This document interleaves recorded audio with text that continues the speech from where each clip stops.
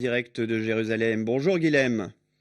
Bonjour François, bonjour Bruce. Correspondant permanent de RFI. Guilhem, il s'agit en fait d'un nouvel épisode dans une bataille commerciale entamée il y a déjà plusieurs mois.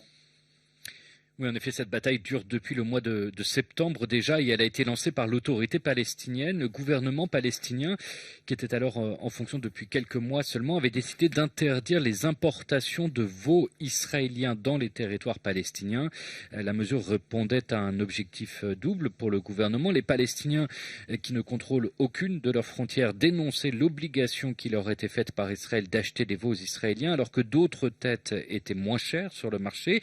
Et puis cela correspondait à une politique chère au nouveau Premier ministre, Mohamed Shtayyeh, la politique de désengagement économique vis-à-vis d'Israël. Le chef du gouvernement veut en effet que l'économie palestinienne soit moins dépendante de celle de son voisin. Mais cette décision a provoqué la colère des éleveurs israéliens touchés qui ont demandé à leur gouvernement d'intervenir.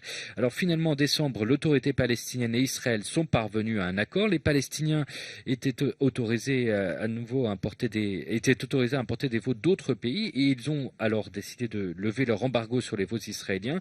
Mais l'accord finalement n'a tenu qu'un mois en janvier, affirmant qu'Israël ne respectait pas ses engagements. Les Palestiniens ont rétabli l'embargo. Donc Guilhem, c'est en réaction à cet embargo sur les veaux qu'Israël a interdit les exportations de produits agricoles palestiniens. C'est une sorte de mesure de rétorsion. Oui, il y a 10 jours, le ministre israélien de la Défense a interdit les exportations de bœuf et de produits agricoles palestiniens vers Israël, tout d'abord, pour contraindre l'autorité à revenir sur son embargo sur les veaux. Et la guerre commerciale n'a fait que s'accentuer depuis. L'autorité palestinienne, en réponse, a interdit l'importation de fruits et légumes israéliens, mais aussi d'eau minérale, de boissons. Le gouvernement palestinien a affirmé qu'il cherchait à remplacer ces produits par des importations de Jordanie.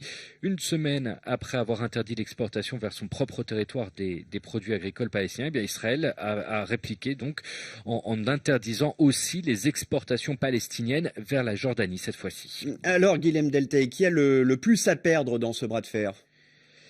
Bien, les deux parties, en réalité, les exportations de produits agricoles ont rapporté une centaine de millions de dollars à l'économie palestinienne en 2018.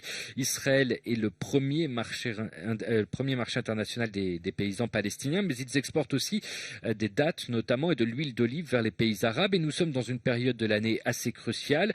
Le jeûne du Ramadan va commencer dans 2 mois. C'est une période durant laquelle les dattes sont recherchées, mais il faudrait qu'elles soient exportées bientôt pour se retrouver sur les étals durant le mois de Ramadan. À l'inverse, si les Palestiniens exportent beaucoup vers Israël, eh bien Israël exporte encore plus vers les territoires palestiniens, 7 fois plus précisément. Le manque à gagner est grand donc aussi pour les Israéliens. La différence principale est que peuvent tenter d'exporter vers d'autres marchés. Alors justement, Guilhem, Bruce nous demandait si les paysans palestiniens peuvent exporter par une autre voie. Eh bien non, ils ne peuvent pas en réalité. En fermant les exportations vers la Jordanie, les Israéliens ont fermé tous les points de passage, de sortie des territoires palestiniens. Les Palestiniens ne contrôlent aucune frontière, ils n'ont pas de port ni d'aéroport. Pour exporter, ils doivent soit faire transiter leurs marchandises par Israël, vers les ports d'Ashdod et de Haïfa notamment, soit les faire passer par la Jordanie. Et désormais, eh bien, ces deux options sont impossibles. Mais les Palestiniens ont lancé aussi une campagne diplomatique pour tenter d'obtenir une inflexion d'Israël. Ils demandent à leurs partenaires de faire pression sur Israël. Ils ont aussi écrit aux pays membres de l'Organisation mondiale du commerce et ils envisagent des procédures devant les cours internationales.